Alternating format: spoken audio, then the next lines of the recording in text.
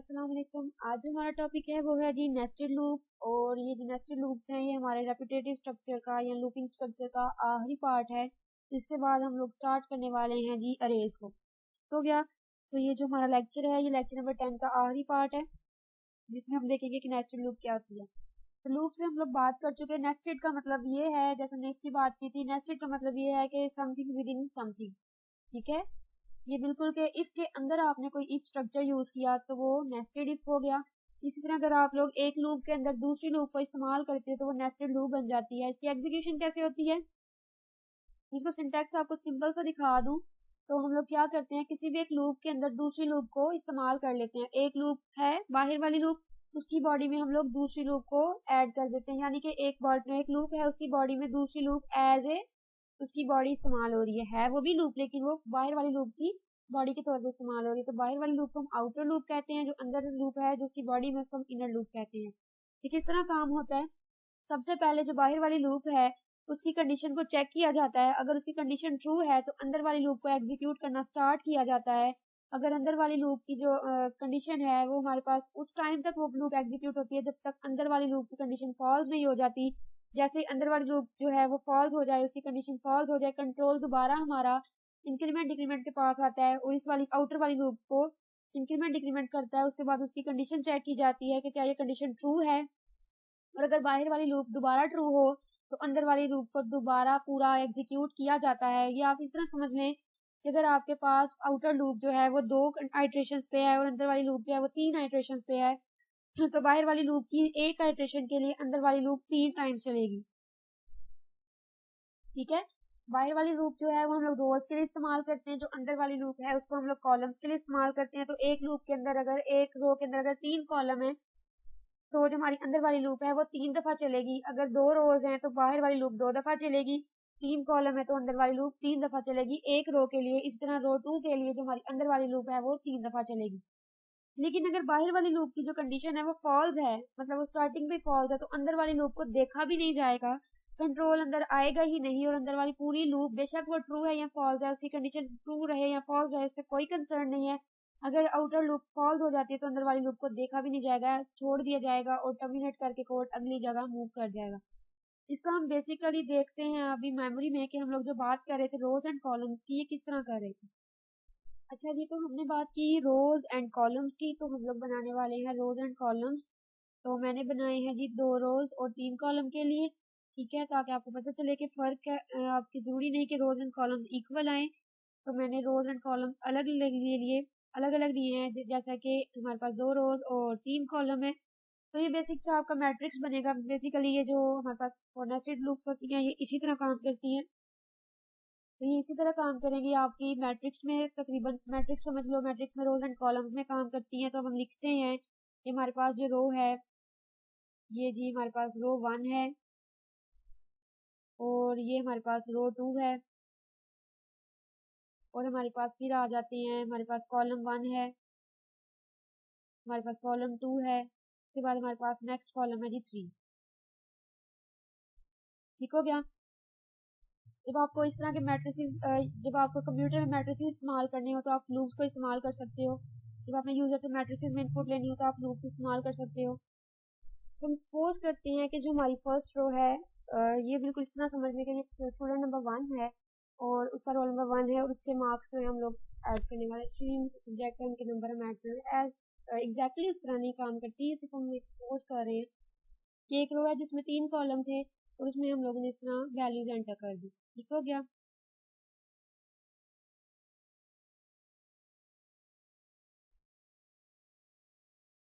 और ये दूसरी रो है जिसमें 3 कॉलम्स थे, हमने वहां पे वैल्यूज दे दी। ठीक है, अब ये जो है, अब इसको आप सपोज करें कि ये आपका डेटाबेस है जहाँ पे इस तरह की वैल्यूज पड़ी है, तो आप ये कैसे निकालोगे। ये जो पूरा सेल है जिसको हम देख लें, ये वाला जो सेल है हमारे पास मेमोरी में, ये एक ब्लॉक है। ठीक है, ये एक ब्लॉक है और उसमें से आपके पास सब ब्लॉक्स भी हैं। तो अब इनको कौन निकालेगा, बाहर वाली जो लूप है वो तो आपकी रो का एड्रेस बताएगी। ठीक है, वो रो बताएगी, और ये जो अंदर वाले कॉलम्स हैं इनका एड्रेस आपकी जो इनर लूप है वो बताएगी। तो नेस्टेड लूप इस तरह के पैटर्न्स बनाने के लिए, जिसमें आप मैट्रिक्स में काम कर रहे हो, या जिस तरह ये मैंने बताया इस तरह की जो वैल्यूज हैं इनके लिए इस्तेमाल होता है। ये मैट्रिक्स या 3 by 2 rows and 3 column 2 by 3 का मैट्रिक्स है ये। तो जब आप इस तरह की वैल्यू स्टोर करवाते हो कि एक रो के अंदर मल्टीपल वैल्यूज है, दूसरी रो के अंदर मल्टीपल वैल्यूज हैं, तो ये जो फर्स्ट वाली हमारे पास 1 है ये रो का एड्रेस है, और ये उसके कॉलम के एड्रेसेस हैं 1 2 3, जो हमारे यूजर का जो डेटा है वो इस तरह के फॉर्मेट में स्टोर करवाएंगे। तो ये मोस्टली आप कब इस्तेमाल करते हो, जब आप पैटर्न्स बना रहे होते हो तब आप इस्तेमाल करते हो। पहले हम देखेंगे सिंपल इसकी इम्प्लीमेंटेशन, देन हम इसका देखेंगे पैटर्न मैचिंग, हम लोग पैटर्न हम किस तरह बनाते हैं। ठीक है, हम इसका सिंटैक्स देखने वाले हैं। मैं आपको एक पैटर्न बता दूं, जिस सिंटैक्स में हम लोग जो प्रोग्राम के साथ इम्प्लीमेंट करने वाले हैं। फॉर एग्जांपल हमारे पास एक पैटर्न है जिसमें हम लोगों ने बनाना है एक राइट ट्राइंगल। ठीक हो गया, मैंने सिर्फ छोटा सा लिया है ताकि इसकी वर्किंग जो है वो हम लोग ज़्यादा एक्सप्लेन कर सके। अब इसके लिए हम लोग बनाएंगे ये जी, देखिए हम इसमें आप मुझे बताएं कितनी रोज और कितने कॉलम्स हैं, जरा इसको गैस करें। तब तक मैं ये मेमोरी का आर्किटेक्चर बना लूँ, थोड़ा सा अपना मैट्रिक्स बना लूँ।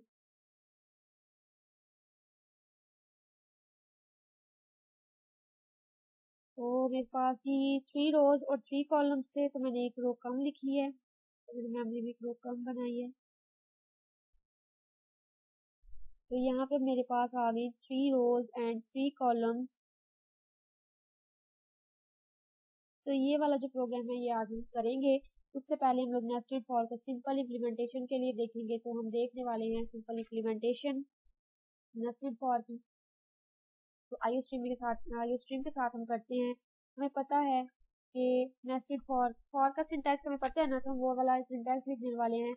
इनिशियलाइजेशन हम लोग करेंगे और डिक्लेरेशन मैंने बाहर कर दी है। इनिशियलाइजेशन हम करने वाले हैं i इक्वल्स टू 1 और i is less than equal to 2। जो बात की थी कि 2 रोज हैं और 3 कॉलम्स हैं, वही हम इधर इम्प्लीमेंट करेंगे। एक फॉर लिख लिया। ये फॉर जो है ये आपकी रोज के लिए है, हम साथ मेंशन कर लेते हैं कि ये रोज के लिए या ये आउटर फॉर है। इसके बाद हम लोग काम करने वाले हैं इस पे इनर फॉर पे। तो आपने क्या करना है, एक लूप के अंदर दूसरी लूप डाल देनी है। जरूरी नहीं है कि ये फॉर हो, ये आपका कोई भी हो सकता है। आप वाइल को भी नेस्टेड कर सकते हो, बाहर वाइल हो और अंदर वाइल हो, तो वो भी आपका नेस्टेड हो सकता है। जरूरी नहीं है कि हम लोग जरूरी है जी फॉर ही नेस्टेड हो। फॉर के अलावा आप लोग वाइल को, डू वाइल को, जिसको मर्जी नेस्टेड करना चाहो कर सकते हो, कोई मसला नहीं है। अब मैंने यहाँ पे सिंपल सी स्टेटमेंट देनी है हेलो की। ठीक है, ताकि हम लोग इसकी वर्किंग देख सकें। मैंने हेलो की स्टेटमेंट दी है और मैंने इसके बाद नेक्स्ट स्टेटमेंट भी यहाँ पे दे दी कि ये नेक्स्ट स्टेटमेंट है, ये तब एग्जीक्यूट हो जब कंडीशन फॉल्स हो जाए। अब आपके अकॉर्डिंग आपको लग रहा होगा कि जिस तरह हम फॉर की बात करते आए हैं, तो जितनी रेंज है उतनी इसने एग्जीक्यूट होना है। लाइक इसमें 3 दफा जे है ना, तो ये लूप 3 दफा चलेगी, तो इसकी आउटपुट हमें 3 दफा मिलनी चाहिए। 3 दफा हेलो जो है वो डिस्प्ले होना चाहिए, और उसके बाद जो है नेक्स्ट स्टेटमेंट हमारे पास आ जानी चाहिए। ठीक है, ये इंट था। हमें तो आउटपुट आई है जी 3 और 3 टाइम्स कितनी 6 आई है। वजह क्या हुई, वही मैंने जो कहा था कि हमारे पास जितनी रोज होंगी, हर एक आउटर लूप की हर आइट्रेशन के लिए इनर लूप को कंप्लीटली चलना पड़ेगा। अब इसको चलाते हैं, ड्राई रन करते हैं, कैसे होगा जी। तो पहला हेलो वर्ड कैसे हेलो आया, आई की वैल्यू 1 है, 1 इज लेस देन। मैं स्पीड से जा रही हूँ कि मुझे पता है आप लोग को ये समझ आ जाएगी। ये जो है ये कॉलम्स के लिए है, ये याद रखना। ये जो रो है ये कॉलम्स के लिए, ये अभी कॉलम्स के लिए आप ऐसा ना कहो, ये जो पैटर्न बनाओगे तब याद रखना कि आउटर लूप जो है वो रोज है, इनर लूप जो है वो कॉलम्स के लिए।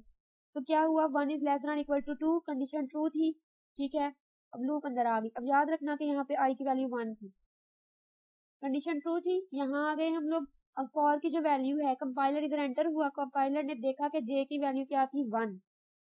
उसने चेक किया 1 is less than equal to 3, condition true हो गई। 1 is less than equal to 3, again बोल रही हूँ कंडीशन ट्रू हो गई। हेलो जो है वो डिस्प्ले करवाया गया और पहला हेलो हमें यहाँ पे डिस्प्ले हो गया।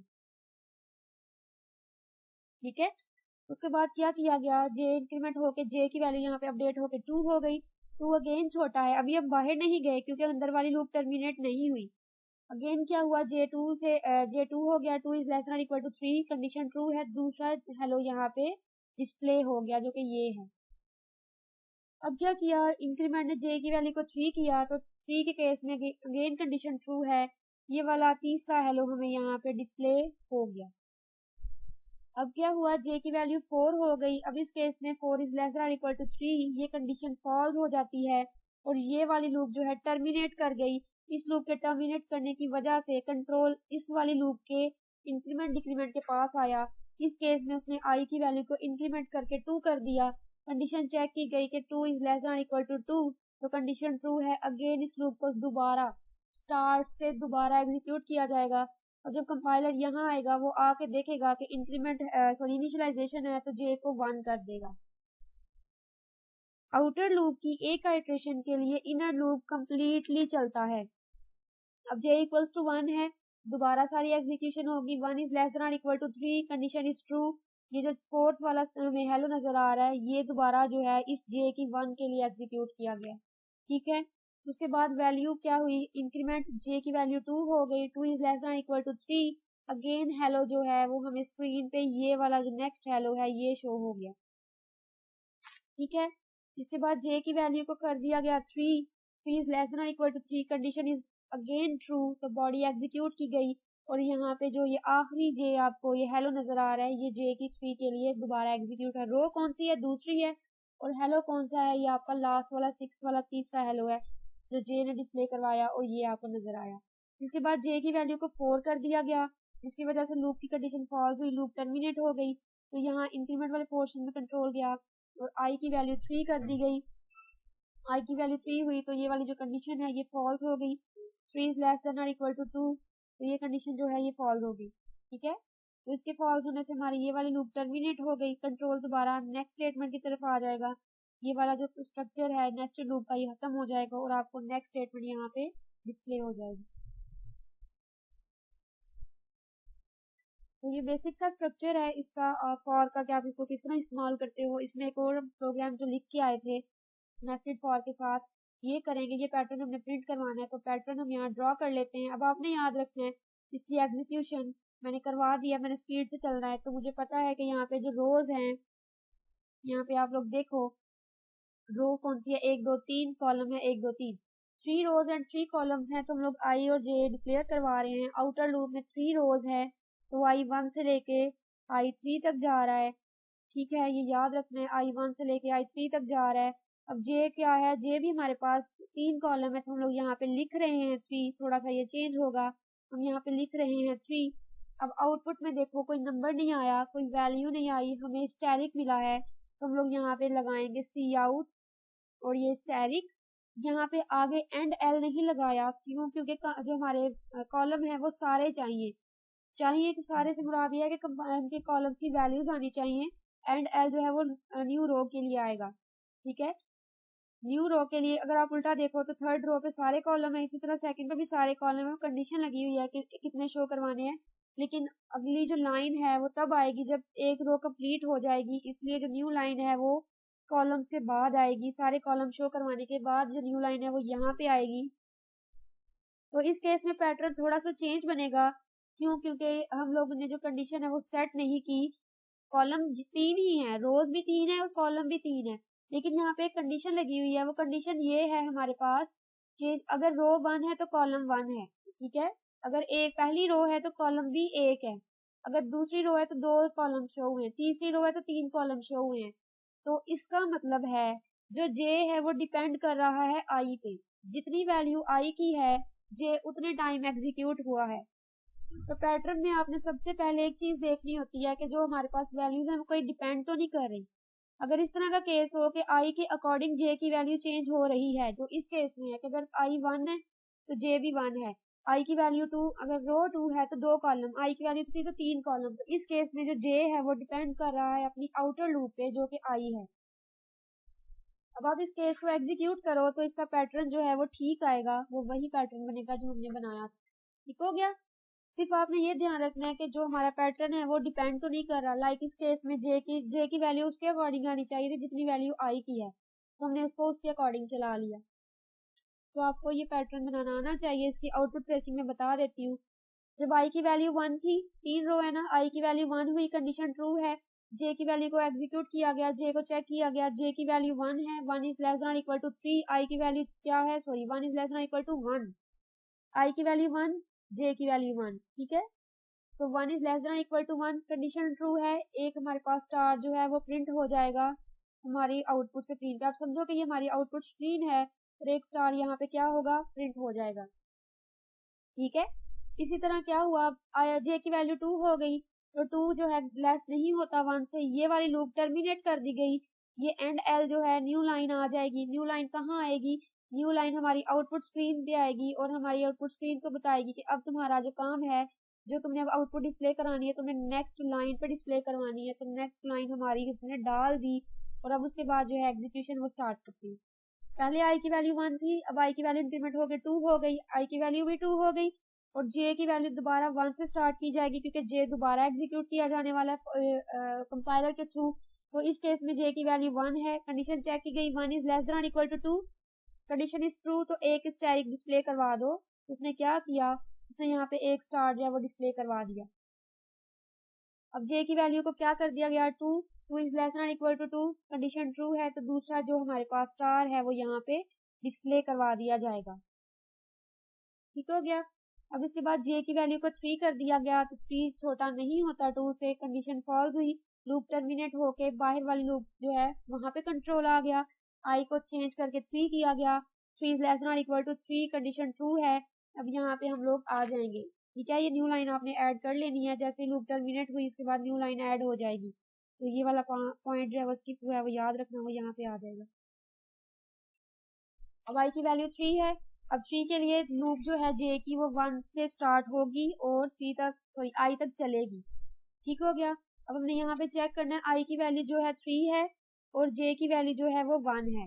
अब क्या किया, 1 is less then 3, condition true है, एक स्टार वो प्रिंट करवाएगा स्क्रीन पे, तो हम एक स्टार स्क्रीन पे प्रिंट करवा रहे हैं, तो यहाँ पे आ गया एक स्टार। अब क्या हुआ, जे की वैल्यू को 2 कर दिया गया, जो 2 है हमारा वो छोटा है 3 से, कंडीशन ट्रू है, अगेन एक और स्टार हमारा स्क्रीन पे डिस्प्ले करवा दिया गया। अब इस केस में 3 हो गई जे की वैल्यू इंक्रीमेंट होने के बाद, तो 3 less than equal to 3, condition true है, एक और स्टार स्क्रीन पे प्रिंट करा दिया गया। उसके बाद क्या है जी, 4 हो गई जे की वैल्यू, कंडीशन फॉल्स हो गई, लूप टर्मिनेट हुई, नेक्स्ट लाइन जो है वो ऐड कर दी जाएगी। तो उस नेक्स्ट लाइन को हम लोग ऐड कर लेते हैं, फायदा कोई नहीं लेकिन ऐड हो जाएगी, तो यहाँ पे हमने ऐड कर दी।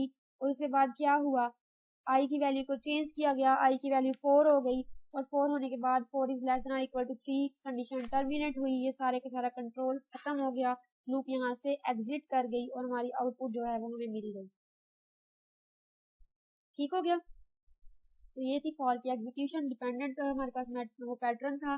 तो इस तरह आप इसको लाइन बाय लाइन एग्जीक्यूट कर सकते हो। जब भी आपने पैटर्न मैचिंग का या पैटर्न बनाना होता है तो आप लोग उसको रोज और कॉलम्स में डिवाइड करो, देन चेक करो कि कहीं वो एक दूसरे पर डिपेंड तो नहीं कर रहे। अगर वो वैल्यूज डिपेंड कर रही हैं तो आप लोग जो नीचे वाली काउंटर लूप है, जो आपकी इनर लूप है, उसको इस तरह चलाओगे कि आउटर लूप की कंडीशन के अकॉर्डिंग